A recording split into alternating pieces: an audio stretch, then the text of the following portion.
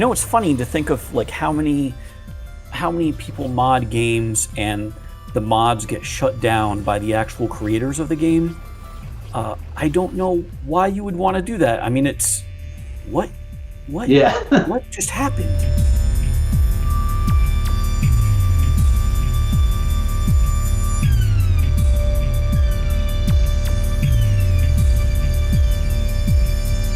Hey everyone, this is Dan Adelman and Tom Happ here. We're going to be talking a little bit about Axiom Verge, the TAS speedrun. So just so you know who we are, I help Tom with the business and marketing side of the game, and Tom is really the star of the show because he was the one who created Axiom Verge from scratch, did all the art, coding, music, sound effects, everything, design. So Tom, why don't you say hello? Hello, everyone. So just wanted to let everyone know kind of what we're watching here. This is something called a TAS speedrun, which stands for Tool-Assisted Speedrun. So what you're actually seeing is not a human, because there's some techniques that you can do in Axiom Verge speedruns that require pixel perfect, microsecond, nanosecond level precision that no human could ever replicate. So this kind of represents an absolute ideal of how somebody could, in theory, play through it, when in reality no human could actually do this. So and this TAS speedrun was created by someone named Kilaye. And so thanks to Kilaye for putting this together. So that was just the first weapon of the game, which is required to unlock certain doors. And all of the crazy stuff will be coming up fairly soon. So we've already seen some crazy stuff. I think every time he lands, he's only on the ground for like one frame, long enough for it to register that he's on the ground and be able to jump. And so it kind of looks like he's a bouncing ball bouncing around the environment because there's none of that lag inherent to human players. Yeah, it's watching him just kind of go up that kind of staircase was just pretty insane. It's interesting that he's using the Nova weapon that spreads into several components. Usually for humans, it's usually easier to use the default weapon and just spam bullets. But if you're a computer, I think you can probably harness the Nova to its maximum potential. Wow, that was pretty cool how it just like drilled and then fired the shot in like a frame or two. So one thing I'd also like to give a shout out to the entire speedrun community. I won't list everyone's name who worked on it, but they actually just put together for us a randomizer mode. I would say probably Video Game Roulette VGR is his username. He's, I guess, the leader of the project, but there are so many people pulling their weight, and they did this just as a labor of love. So we actually worked with them to release as free DLC for Axiom Verge this randomizer mode, which basically randomizes the objects that you get along the way. So totally bypassed, by the way, just there a health node. I guess it doesn't need a health node, it has decided. Right. Well, yeah, because it pauses slightly and displays a little flash of light when you get it, and I guess that slows it down too much. Yeah. Every last frame matters. That's so funny. Yeah. I should also mention, and I'll talk more about the randomizer mode in a second, but I should also point out that Axiom Verge has a dedicated speedrun mode. So this is what we're actually watching now. The main game, if you've never played it, has story elements. Like right here, there would be a big, kind of story exposition right here where you meet this creature. And speedrun mode eliminates all of that, those dialogues and cutscenes. So it just is straight 100% gameplay. There's also a little bit of randomness when you play the main game in story mode, but it's everything is set to the same seed for this one. So where the enemies will spawn and how they'll react is all exactly the same each time.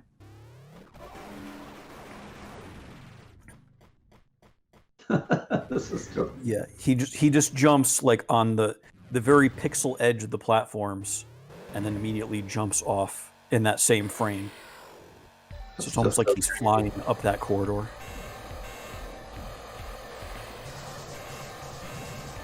Yeah, and usually what people shooting, do drilling, here, and lightning bolting. Yeah. Yeah, most people, what they do is they just kind of get into a safe spot behind him and just shoot him from behind and just, keep up with him. But I've heard that using the drill in conjunction with the weapons speeds it up somehow. Like maybe there's like using the drill cancels the animation so you can fire it again sooner or something like that. Do I have that right? There's a cooldown. So every time you're using a weapon and you attack, like you hit the attack button, there's a cooldown of a few frames before it will let you fire again. But when you switch weapons, I know that in that case, it will eliminate the cooldown. So I'm not sure if the drill helps with that, or if it's just that the drill is kind of a continuous damage to,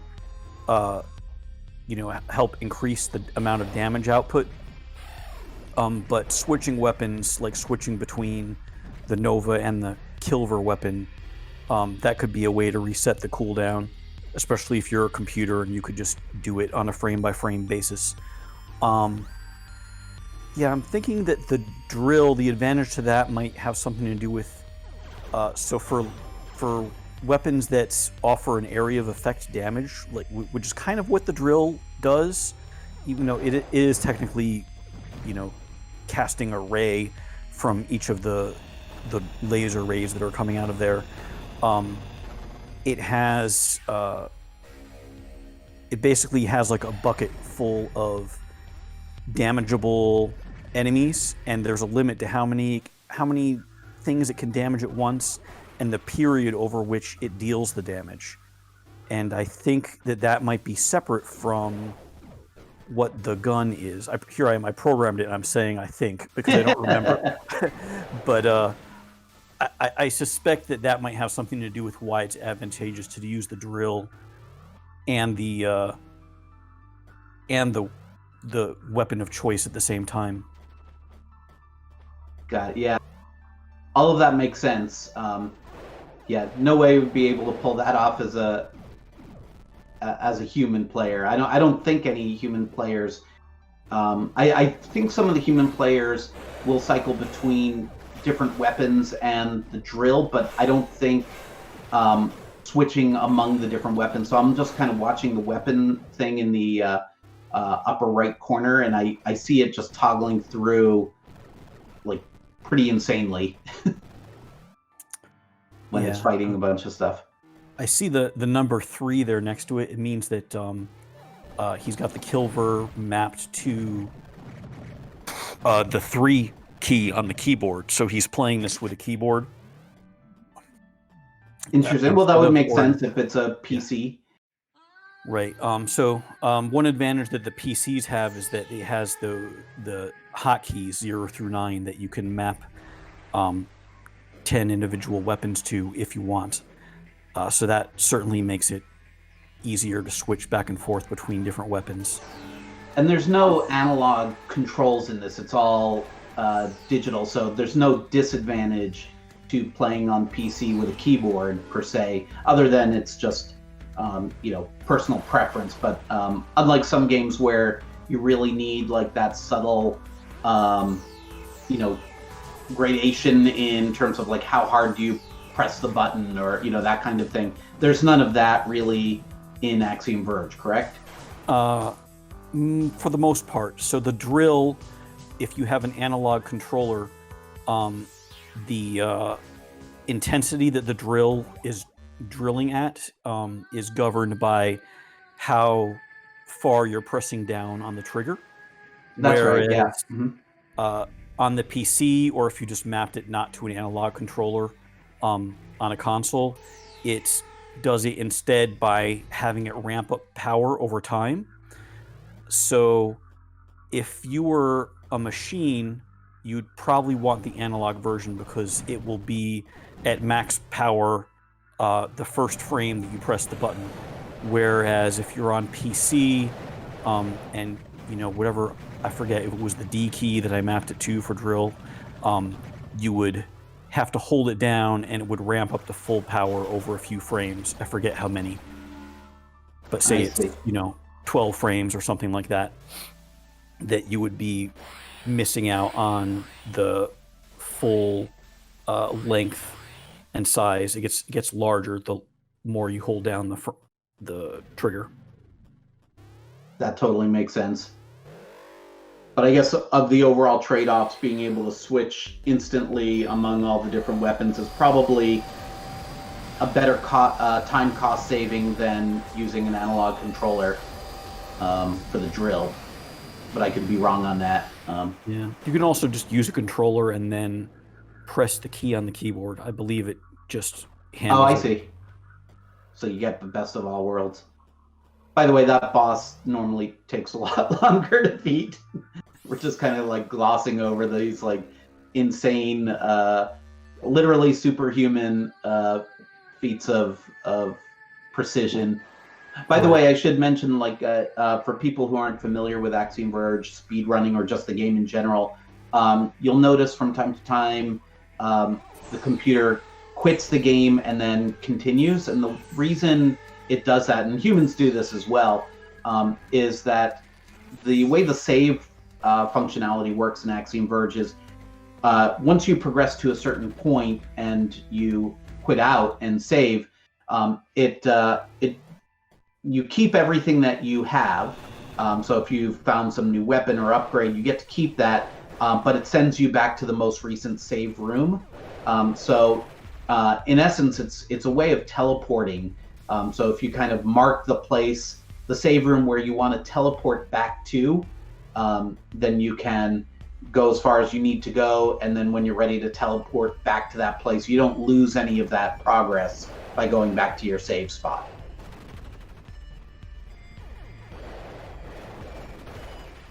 And I'm not sure, I don't recall seeing many other games that do it that way. It's usually if you save your progress, either you start from where you saved or you lose everything and go back to your save point. Also, if you die, you don't lose any of your progress. You just go back to that save point and respawn there, but you lose all of your progress in most other games, I believe. Yeah, well, usually the conceit for other games is that when you die, that death, quote unquote, didn't happen, and the real, quote unquote, playthrough was the one where you never died and you made it all the way through, and that's what the story is. Where in Axiom Verge, every time you die, that's a part that's canonical. It's part of the story that he died because,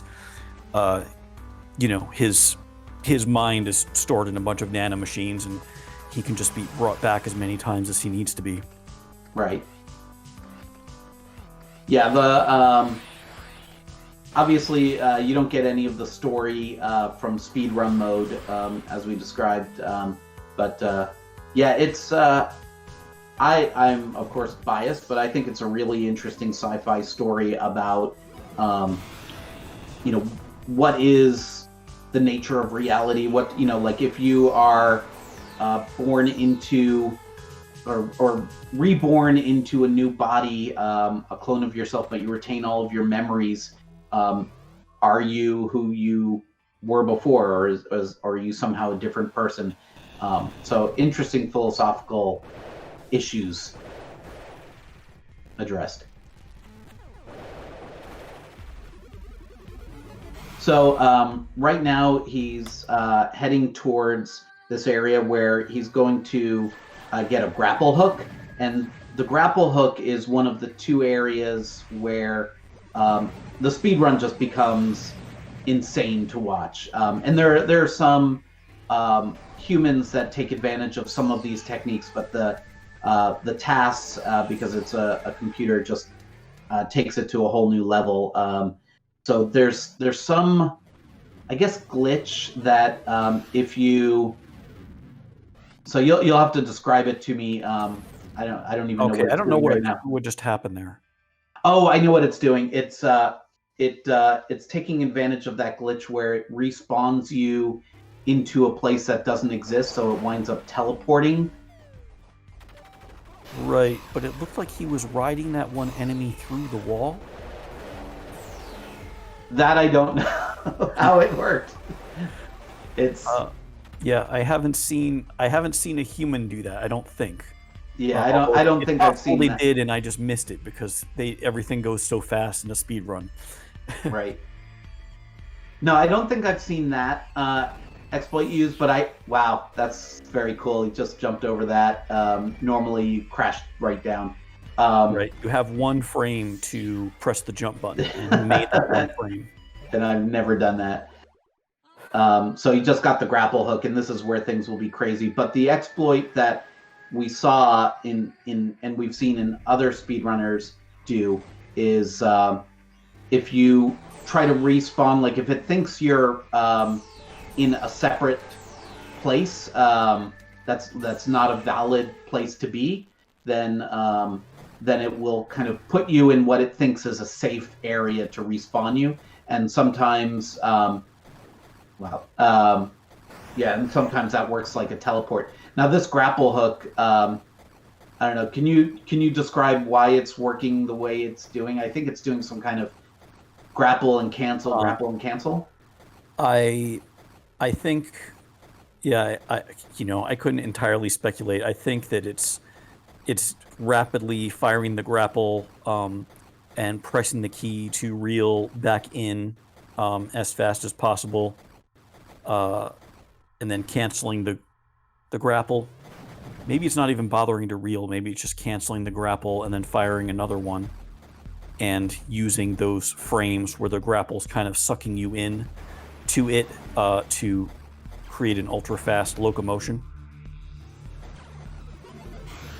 I've not seen a human use that as a way to locomote. Usually what they do is just repeatedly use the dash. Yeah.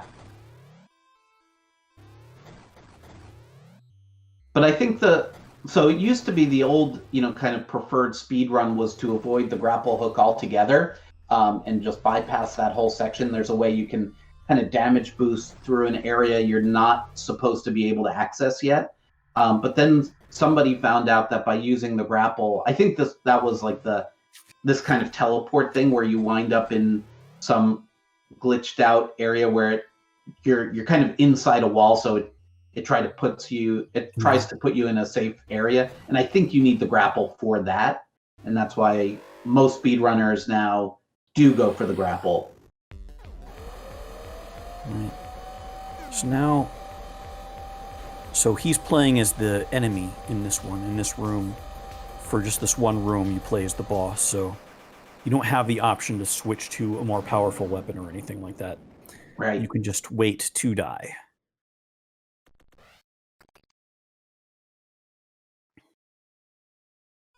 Oh yeah, so I started talking about the randomizer mode a while ago, and then I kind of stopped my train of thought there. But I'll just mention that anyone who owns Axiom Verge, it's on PC, either on the Epic Game Store or on Steam, you can just grab the free update, and it's in beta, so we'd like your feedback. But basically what it does is it knows kind of what weapons and what characteristics of weapons and upgrades you need to progress through the game, and it randomizes what it gives you to make sure that you have everything you need so that you don't get stuck in an area that you can't progress through. But it does it in a way where you don't necessarily know where it's going to where those objects are going to be. It could be essentially anywhere in the map up to the point where, not where you would normally expect it. And so that's like kind of like the default mode, but there are other modes where it kind of assumes that you know all of these speedrunning techniques, and so it kind of tests your knowledge of the speedrunning techniques. But the default mode is great for someone like me who I didn't have any hand in creating the game, but I play tested it I don't know how many 100 times, and so it's a lot of fun for me to kind of rekindle that sense of exploration where I'm like, all right, I need a weapon or I need an upgrade, and I kind of know where all the hiding spots are now, but at least I can like go and look for them. Yeah, it's really amazing that the community just sort of took it upon themselves. Their original attempt at it was, I think what they did was disassemble the game and create some outside code that would sort of inject itself into the game to add what they needed for the randomizer.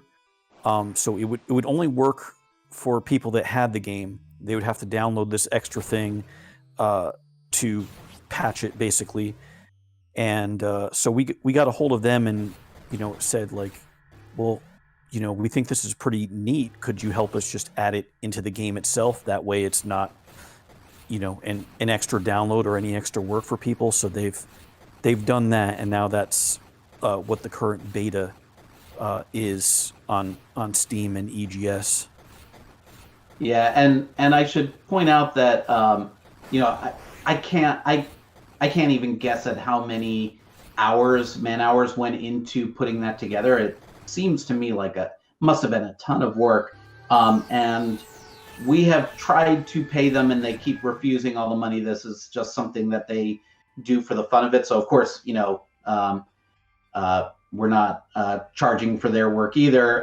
It's just something that they wanted to do to support the community, support the game.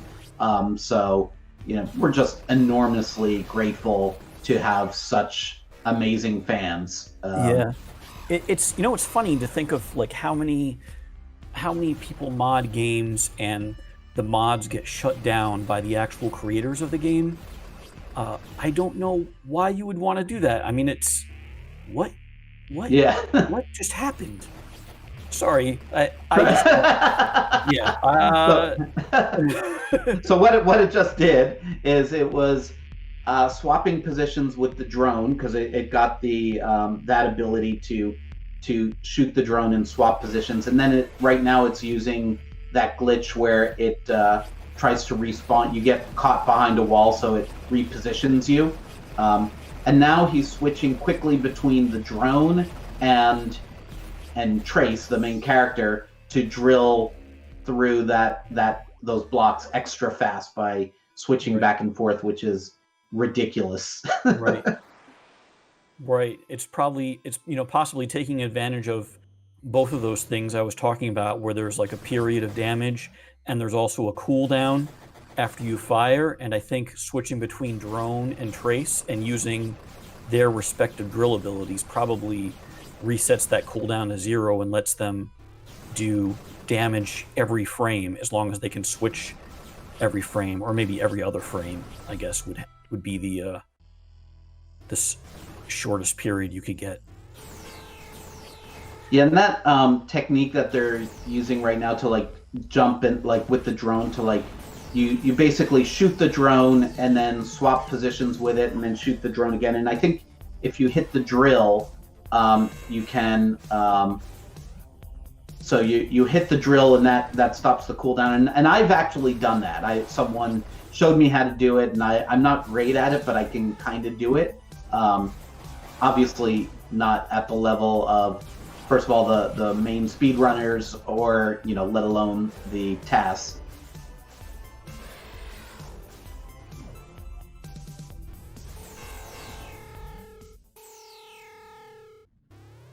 And here we are, yeah. The end.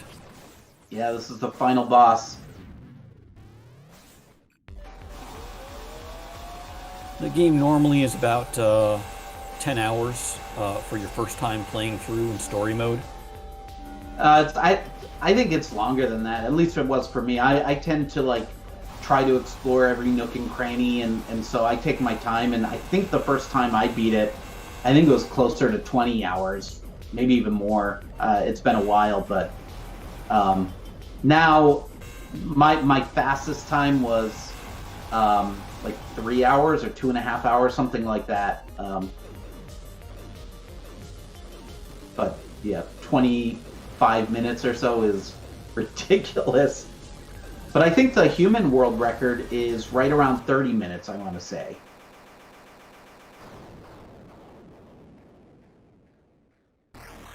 So, yeah, just a few minutes slower than the amazing computer rendition of it. Yeah. Final stats.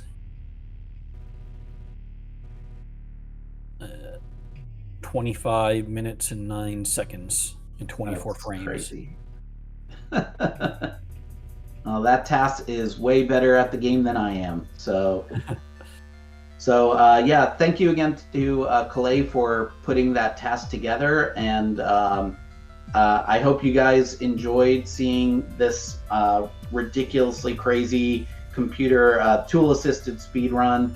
And if you're not familiar with Axiom Verge, by all means, you should check it out. And also, you should be aware that Axiom Verge 2 is coming out later this year. So we're very excited about that. We haven't talked about that the entire stream, so shame on me for not bringing that one up. But keep an eye out for that. It will be coming out before you know it.